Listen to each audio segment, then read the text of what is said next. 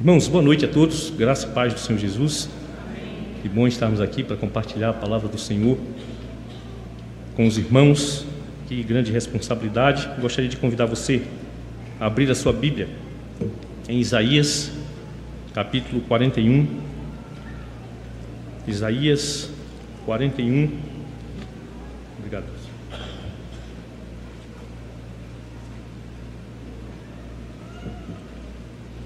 Isaías 41, versículo 10. Isaías 41, 10.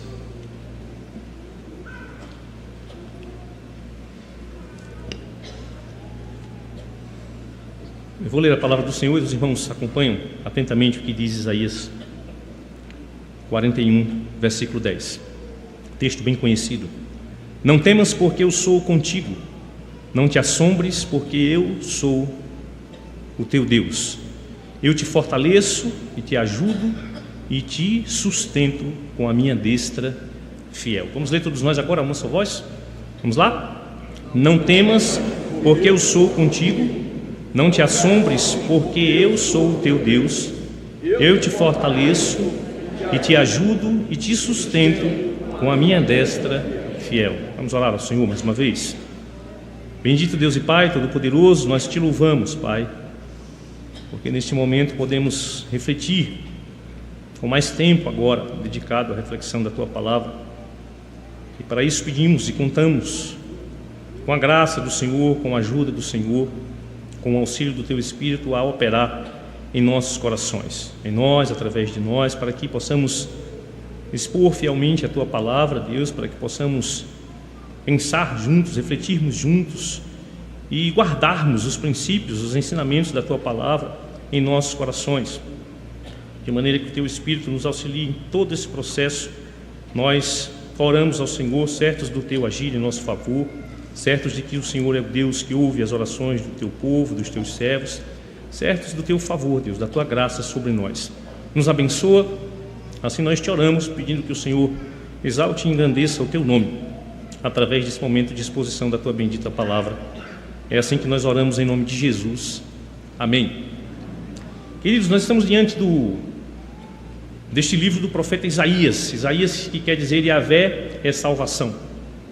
Yahvé é salvação. Isaías foi um homem usado por Deus como profeta. Ele profetizou no reino de Judá. As suas profecias não ficaram somente limitadas ao reino de Judá, mas foi um homem usado por Deus, e nos capítulos de 1 a 39 do seu livro, nós vemos ali que esses capítulos conduzem a uma predição de castigo histórico grandioso para com o povo de Deus.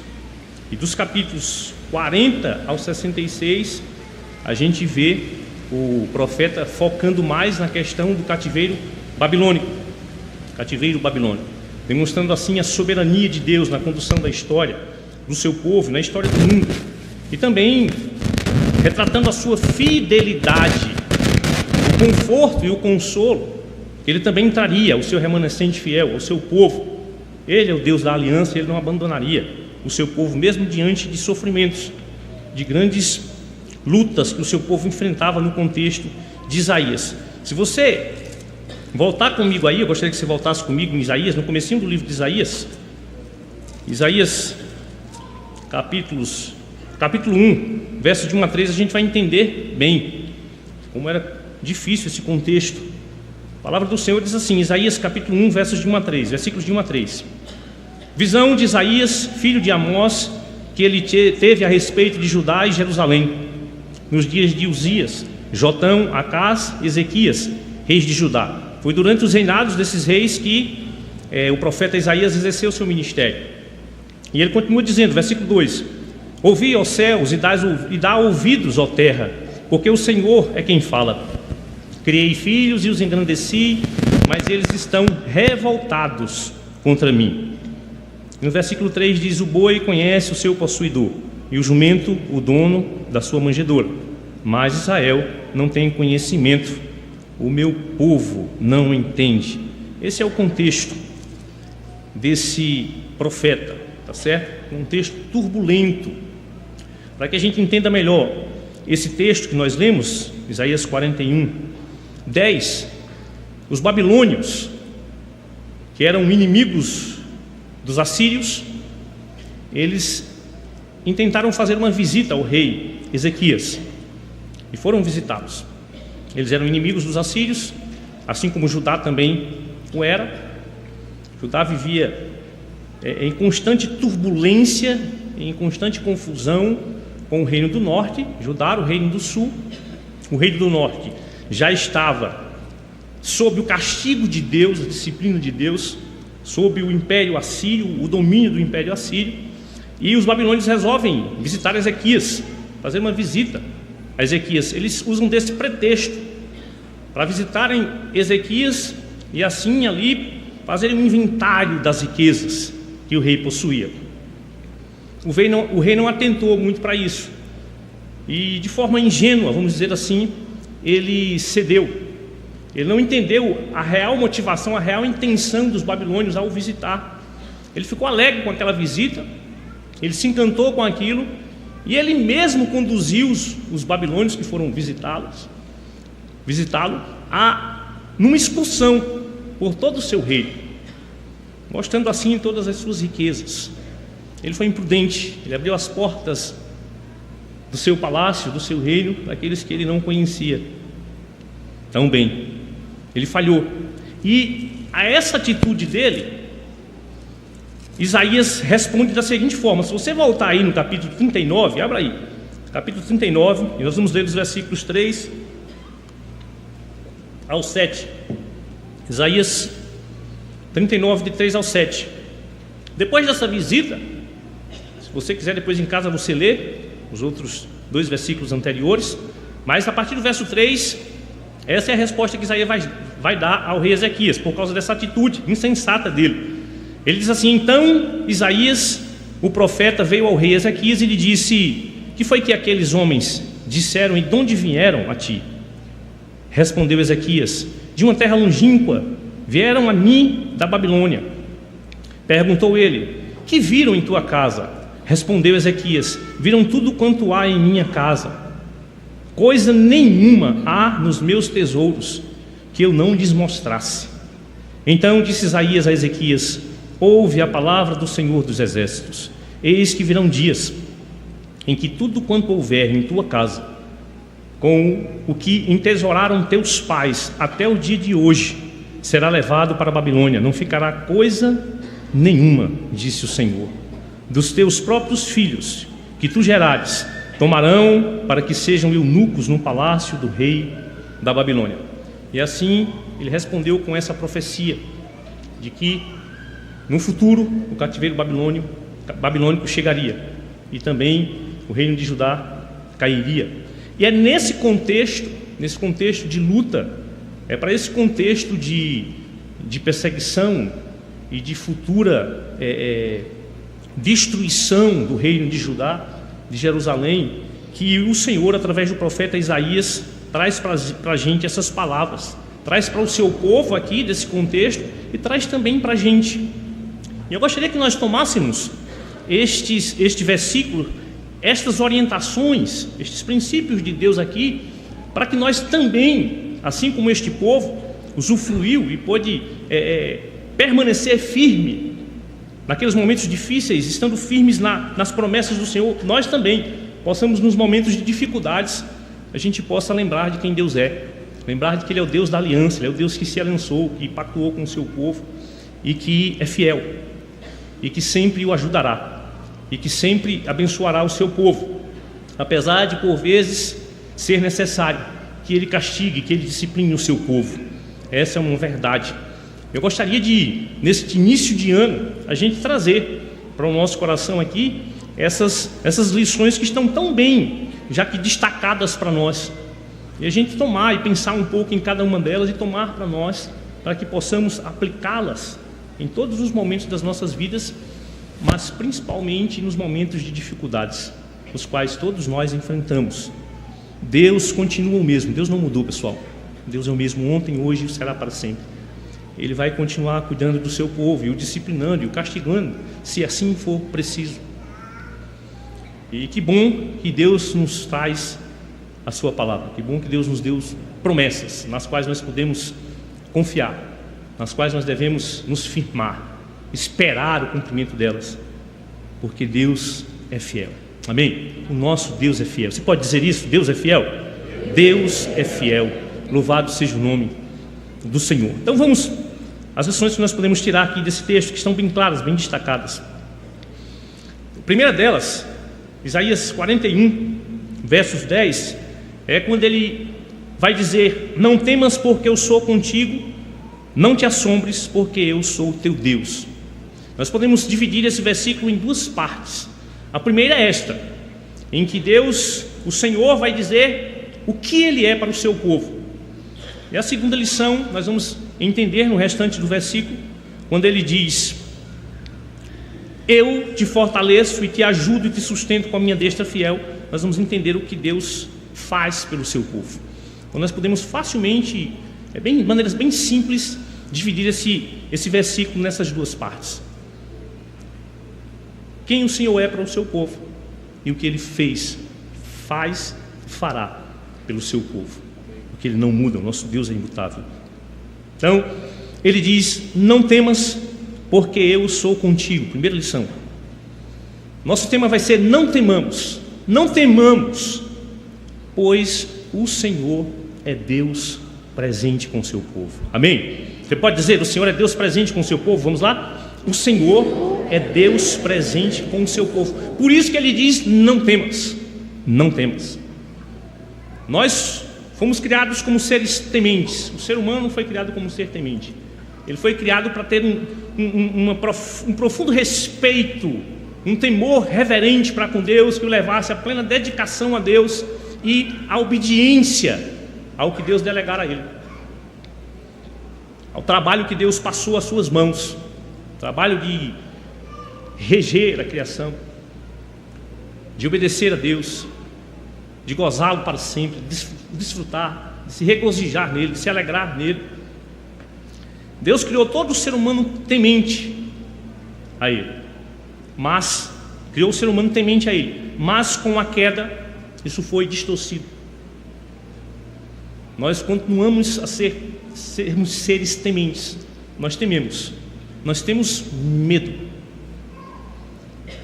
A ideia do temor verdadeiro, do temor puro, santo, reto, no qual Deus criou o homem, ela foi perdida, ela foi distorcida. E o homem hoje, ele tem medo. Ele é um ser temente, ele é um ser que facilmente se amedronta com as dificuldades. É isso que acontece quando as dificuldades chegam. Nós temos medo. Por mais que achemos que somos corajosos, nós temos medo. Todos nós enfrentamos medos. E aí Deus vem para o seu povo aqui, conhecendo o seu povo, diante da situação que eles enfrentariam, Ele já anuncia o que eles deveriam fazer. Eles deveriam não temer. Ele diz: não temas, porque eu sou contigo. Qual o porquê de eles não deverem temer, terem medo das circunstâncias? Porque o Senhor era com eles, assim como o Senhor é conosco. Se você vê aí, Isaías 7,14,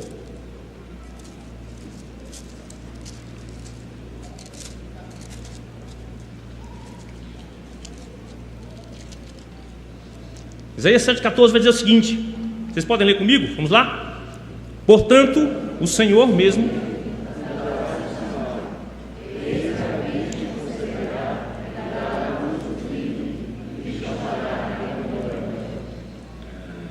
Isaías é o profeta messiânico. Ele é aquele que prediz de forma muito excelente, de forma muito abrangente, a vinda do Senhor Jesus Cristo. Isaías é conhecido também como o quinto evangelho, poderia ser chamado assim. Ele fala muito sobre Cristo, sobre o Messias, sobre aquele que é a salvação do seu povo de fato. E aqui ele já anuncia: o Deus que é presente enviaria o seu Filho, Jesus, o Emanuel. Significa o quê? Deus conosco. O Senhor Deus é Deus presente com o seu povo. Ele foi, Ele é e Ele sempre será.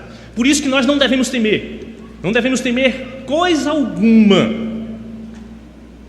Fomos criados para ser tementes, mas o pecado desvirtuou o verdadeiro temor que deveria levar a temer tão somente a Deus, que deveria conduzir a um respeito profundo, a uma reverência profunda, a uma obediência profunda a Deus. O pecado colocou isso de ponta cabeça. E aí nós passamos, aí o homem passou, melhor dizendo, a ter medo de Deus no sentido negativo da coisa. Passou a se esconder de Deus. É isso que a gente observa lá em Gênesis, logo no início. Não é isso que acontece em Gênesis? Quando o homem com a sua mulher pecam e desobedecem a Deus, quando Deus vem atrás deles, vem ao encontro deles, melhor dizendo, o que é que a Bíblia diz, o que é que a palavra de Deus diz? E quando Deus chama Adão, Adão, onde tu estás? Ele diz que ele estava escondido. Por quê? Porque ele teve medo da voz do Senhor e se escondeu. Veja como o pecado distorceu as coisas. O homem passou a ter medo de Deus, um medo que agora não o leva mais a obedecer a Deus, a ser reverente, a amar, a se dedicar ao Senhor, mas um temor que leva-o a fugir de Deus, porque agora ele é pecador, ele está maculado, ele está manchado pelo pecado, e as trevas não podem se dar com a luz. Ele teme a Deus. E é uma pena que esse ter medo de Deus também, ao passo que a humanidade caminha, ele vai se perdendo também. Ele foi se perdendo, ele já se perdeu em muito. Porque há esperança para homens quando eles têm medo de Deus. Você sabia disso? Quando homens têm medo de Deus, há esperança para eles. Isso aconteceu com alguns na história, isso aconteceu com Lutero, que temia o castigo de Deus por causa dos seus pecados. Isso aconteceu com outros. E Deus, na sua soberania, também usou isso para trazer homens aos seus pés, trazer homens rendidos a Ele, para recebê-lo como seu Deus, como seu Senhor, como seu Salvador. Mas até esse medo distorcido de Deus o ser humano tem perdido. Há uma rejeição tremenda a Deus no meio do perdido pecador por causa do multiplicar-se da iniquidade. A iniquidade só cresce, só aumenta. Mas que bom que Deus tem restaurado em nós esse temor, na pessoa bendita do Senhor Jesus. Nós temos podido e vamos poder sempre mais e mais aprender a temermos tão somente ao Senhor, aquele que olha para mim e para você, que olha para o seu povo e diz: não temas, independentemente. Por quê? Porque Ele é conosco. Ele é o Deus presente com o seu povo. Ele é o Deus presente na minha vida, Ele é o Deus presente na sua vida, Ele é o Deus presente na vida do seu povo, na vida da igreja. Ele jamais se aparta do seu povo. Deus é Deus presente. Por isso Ele diz, falando de quem Ele é para o seu povo: não temas, porque eu sou contigo. Ele está dizendo: não temamos, eu digo não temamos. Deus, o nosso Deus é Deus presente, é Deus conosco. É Deus que nos abençoa como ninguém pode fazer. A sua presença é restauradora, a sua presença é fortalecedora, a sua presença é sem igual. Por isso é importante estarmos na presença de Deus. É importante, como povo de Deus, entrarmos na presença de Deus, nos ajuntarmos solenemente como estamos aqui para cultuar esse Deus. Pela manhã o pastor falou da importância, da bênção que é quando de fato estamos vivenciando o sermos igreja juntos uns com os outros, temendo a Deus, cultuando a Deus com alegria no coração, com temor, com reverência, respeitando aquele que se faz presente e o adorando na beleza da sua santidade. Primeira lição: não temamos, porque o Senhor é Deus presente com o seu povo. Segunda lição: não te assombres, porque eu sou teu Deus. Não temamos, porque Ele é o nosso Deus. Preste atenção. Parece uma coisa meio sem sentido, né? Mas não foi Abraão que escolheu a Deus. Vocês lembram lá do Gênesis? Não foi Abraão que escolheu a Deus. Foi Deus quem disse a Abraão: sai da tua parentela, sai da tua terra, sai da tua casa e vai para um lugar que eu te mostrarei.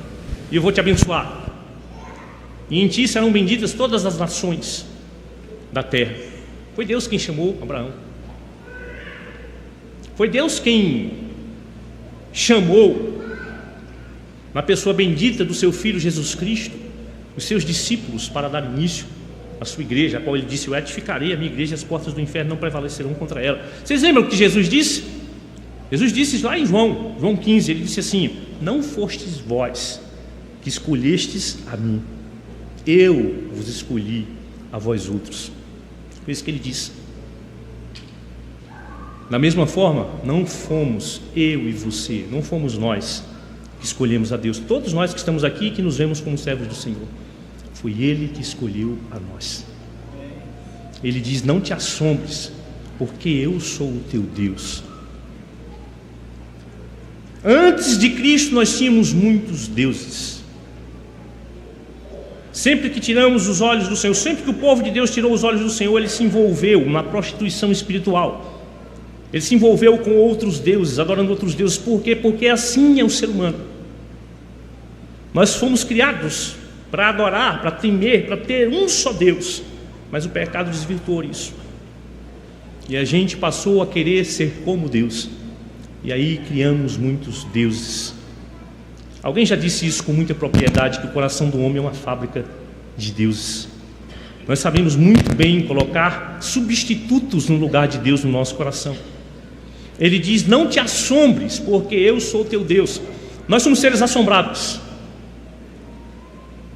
Nós, como pecadores que somos, nós achamos que somos tão grandes, mas somos tão pequenos, tão ínfimos.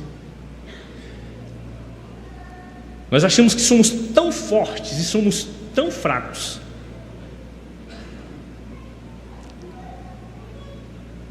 Achamos que somos deuses, quando deveríamos entender que somos servos. Assim é o pecador. E facilmente ele vai se deparar com a sua fraqueza. Deus vai promover isso. Ele vai se deparar com as suas limitações, ele vai se deparar com situações que vão amedrontá-lo, vão deixá-lo aterrorizado, assombrado. É isso que acontece com aqueles que esquecem de quem são e de quem Deus é. Eles se assombram. Essas dificuldades meteriam medo, assombrariam o povo de Deus, mas eles não deveriam temer, eles não deveriam se assombrar, porque o Senhor era com eles, porque o Senhor era o seu Deus. Da mesma forma, nós não devemos temer as coisas. Nós não devemos nos assombrar diante das situações, por maiores que elas sejam. Devemos reconhecer que somos pequenos, mas ao mesmo tempo devemos olhar para Deus e reconhecer quem é o nosso Deus. Ele é Deus grande, irmãos. Ele é Deus conosco, Ele é Deus presente. O nosso Deus é o Deus consolador, é o Deus fortalecedor, é o Deus provedor, é o Deus que sara. O nosso Deus é o Deus soberano, é o Deus criador dos céus e da terra. Por isso nós não devemos nos assombrar, nós não devemos temer, assim como esse povo não deveria. Eu e você, nós não temamos, não nos assombramos. Deus é conosco. Deus, o Deus das Escrituras, o Deus Pai do nosso Senhor e Salvador Jesus Cristo, é o nosso Deus. Nós não o escolhemos, mas Ele nos escolheu. Por isso que lá no Evangelho de João vai dizer: nós o amamos porque Ele, quem pode completar? Nos amou primeiro. Aleluia, aleluia, esse é o nosso Deus. Nós amamos porque Ele nos amou primeiro. E agora, depois de Ele dizer quem Ele é para o seu povo, Ele é o Deus presente com o seu povo, Ele é o Deus do seu povo de fato, Ele é o seu Deus, porque Ele escolheu esse povo, Ele comprou esse povo para si, Ele é o seu Deus. Agora Ele vai dizer o que Ele faz pelo seu povo. E eu gostaria que vocês lessem comigo até a primeira parte aí dessas outras lições que nós vamos ver agora. Vamos ler todos nós? Não temas, porque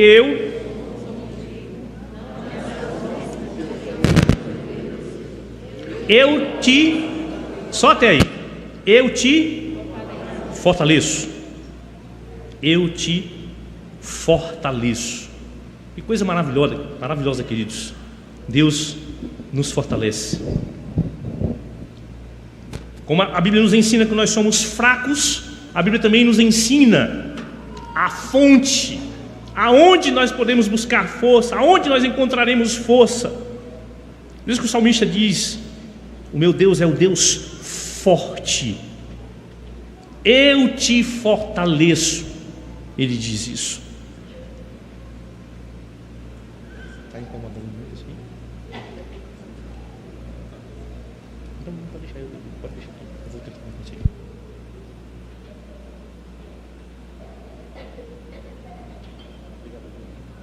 Obrigado.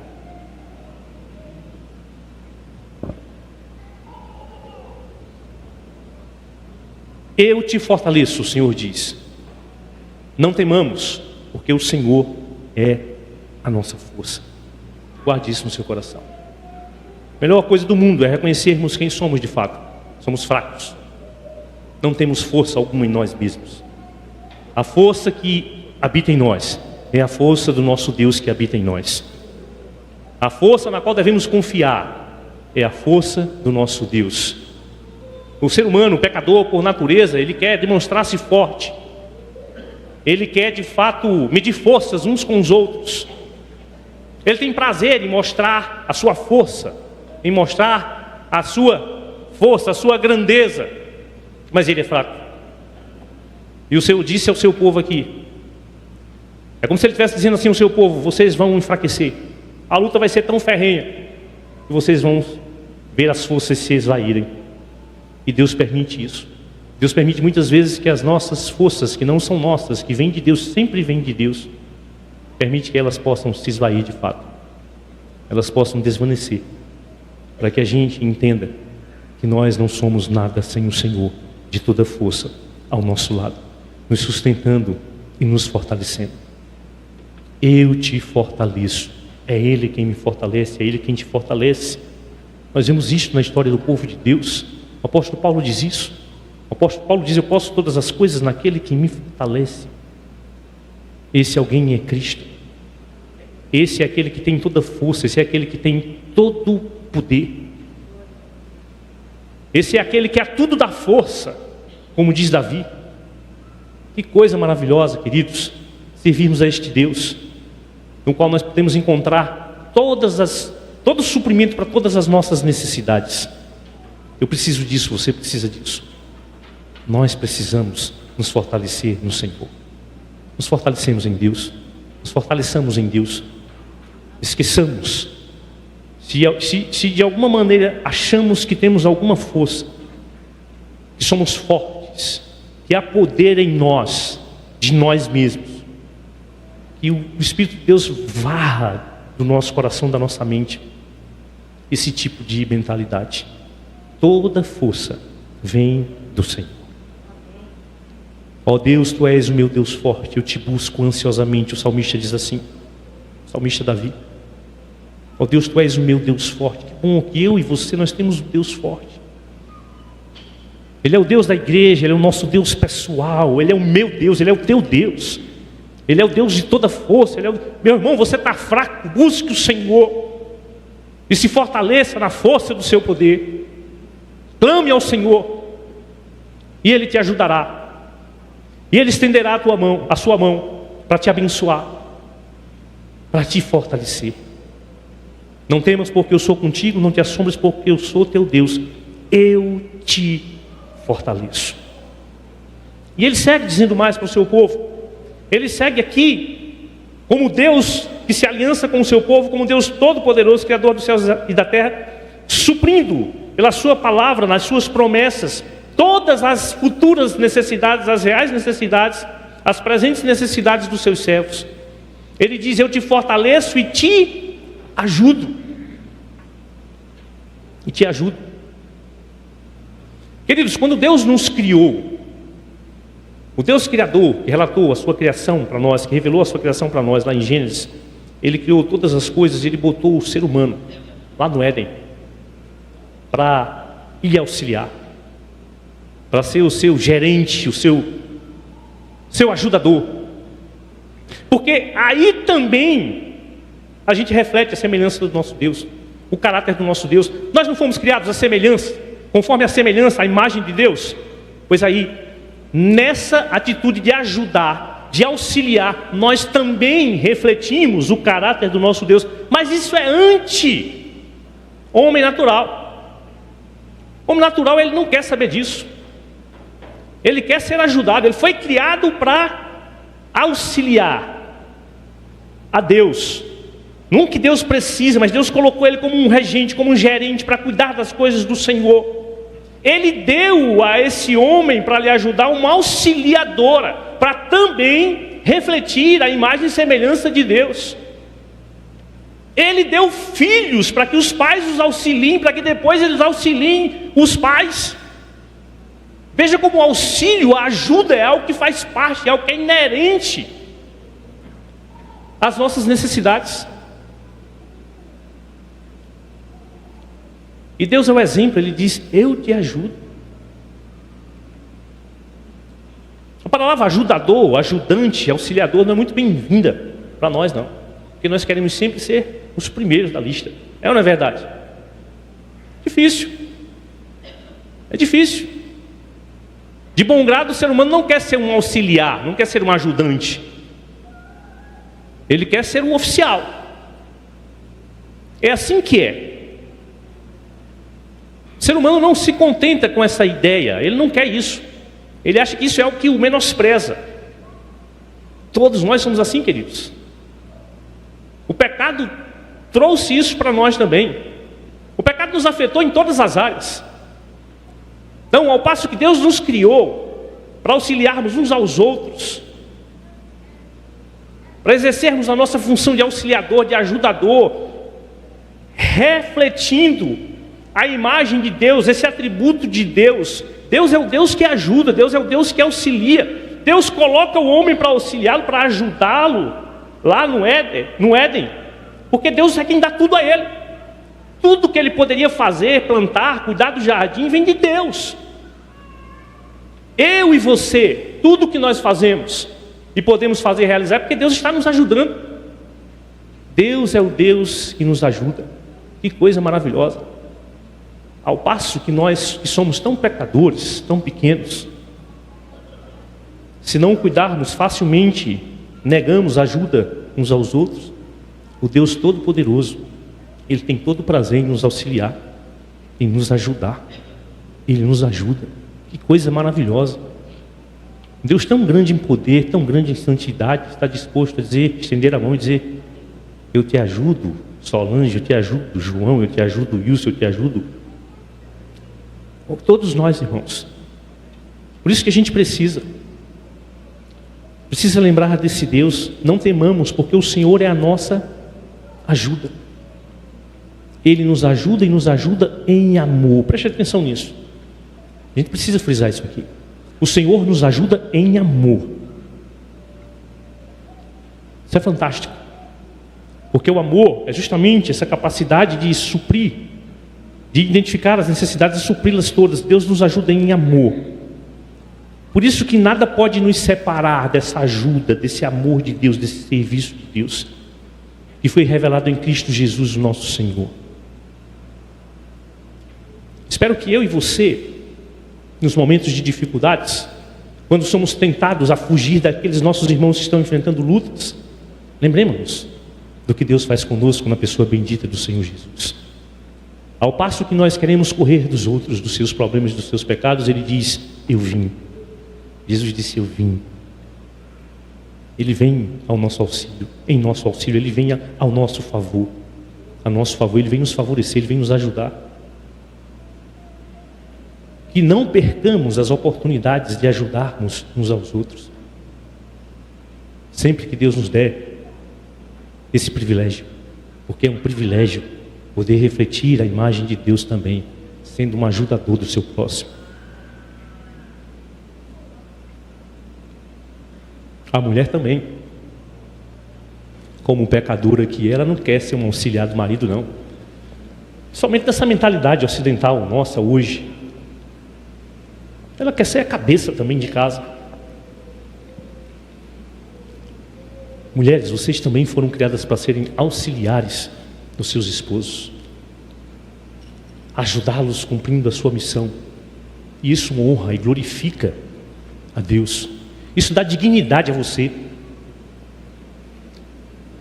Quando o ser humano se dispõe a ajudar o outro, ele está se dignificando. Ele está sendo canal de bênçãos de Deus que flui através dele para abençoar os outros. Então não nos neguemos, queridos.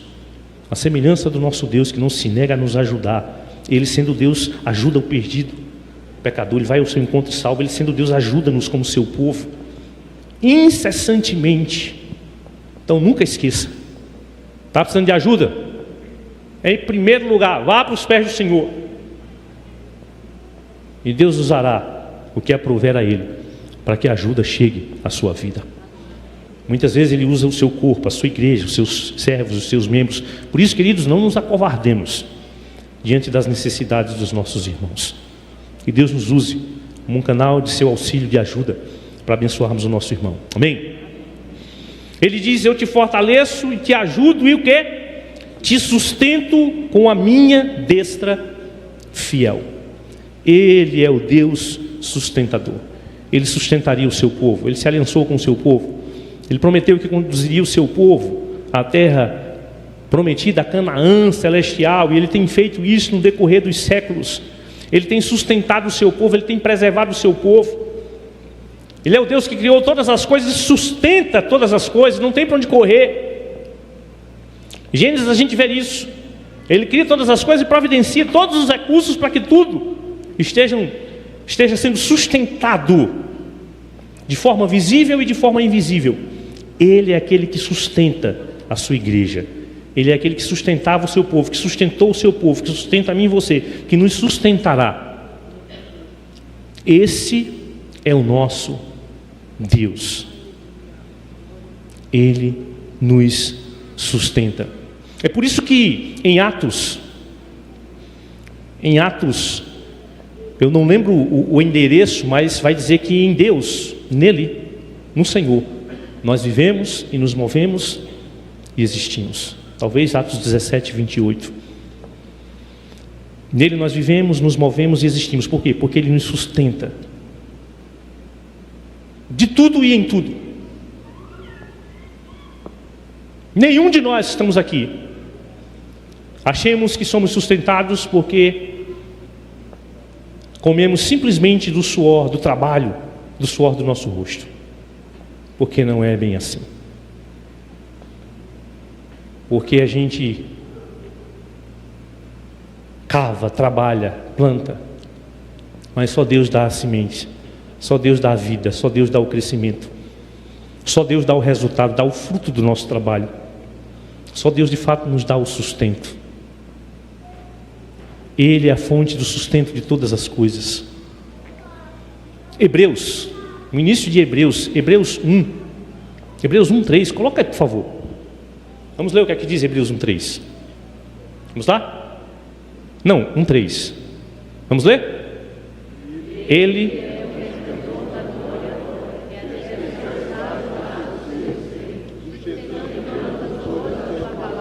Só até aí. Ele quem? Jesus Cristo. Sustentando o quê? Todas as coisas pela palavra do seu poder. Ele é o Deus sustentador. O Deus que criou é o Deus que sustenta. Não é como nós. Não é como nós, que se criarmos alguma coisa boa, nós queremos sustentar. Se não, se falhamos de alguma maneira, a gente quer fugir. Enquanto der glória para a gente está de pé. Quando não...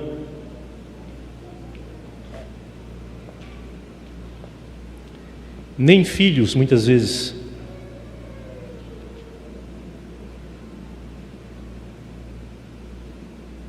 queremos sustentá-los.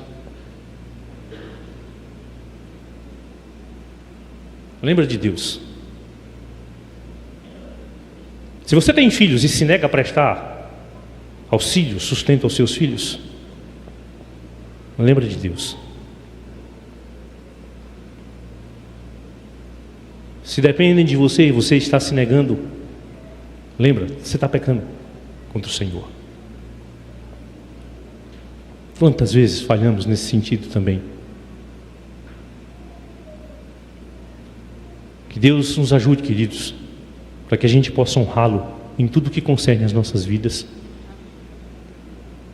todas as áreas das nossas vidas, possamos, firmados na promessa do Senhor, olhando para o Deus que não pode mentir, que não pode negar-se a si mesmo, porque Ele diz: eu te ajudo e te sustento com a minha destra fiel, a sua mão fiel, a sua mão que não vacila, a sua mão que cumpre todos os seus propósitos, todas as suas promessas. E a gente possa, olhando para Ele, a gente possa honrar e glorificar o nome desse Deus tão fantástico, tão maravilhoso.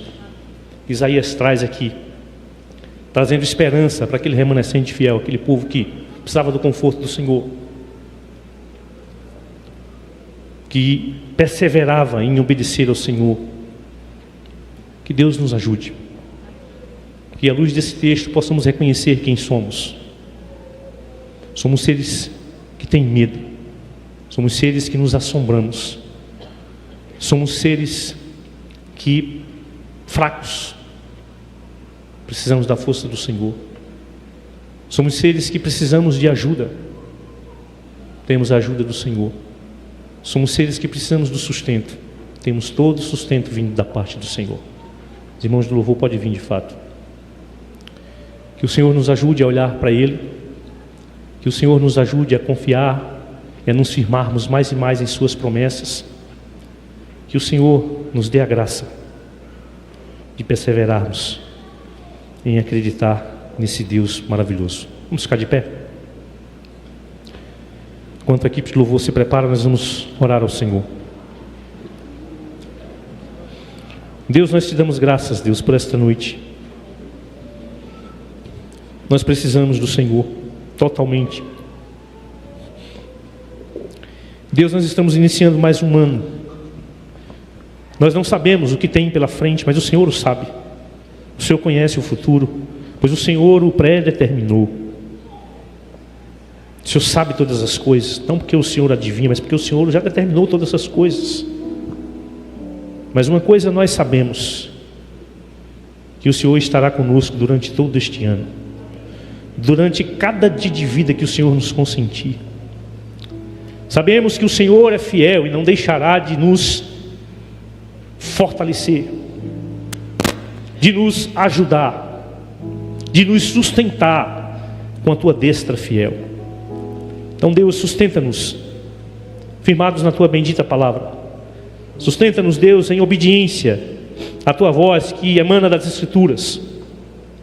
Sustenta-nos, Senhor, em santidade, para que possamos viver um ano de santidade mais e mais na tua presença, de mais e mais vidas santas, se rendendo ao Senhor, em oração, em conhecimento, em crescer no conhecimento da tua palavra, em obediência ao Senhor. Sustenta-nos, Deus. Aviva a tua igreja, aviva, Deus, a quarta igreja, aviva todos nós, teu povo, a igreja do Senhor em toda a face da terra, para que possamos, Deus, em meio às dificuldades ou em meio às bonanças, possamos estar com os nossos olhos fitos no Senhor, pois nós precisamos de Ti. Ajuda-nos sempre a reconhecer isso. Faz com que toda raiz, todo resquício de altivez, de orgulho, de soberba seja destronado, saia, seja retirado, seja banido, varrido dos nossos corações e mentes, para que tão somente o Senhor e a tua bendita palavra reine, impere em nossos corações e mentes. Assim nós te oramos, Deus, agradecidos por este ano que se inicia, nos colocando em tuas mãos e dizendo: Deus, usa-nos neste ano para o louvor da tua glória. Usa-nos temendo somente ao Senhor, pois esse temor é o princípio da sabedoria, sabedoria que vem de Ti, para que enfrentemos todas as nossas dificuldades. Oramos ao Senhor gratos, Deus, por tua bênção, por tua palavra, por esta noite, pelo nosso culto ao Senhor. Oramos ao Senhor assim em nome de Jesus. Amém.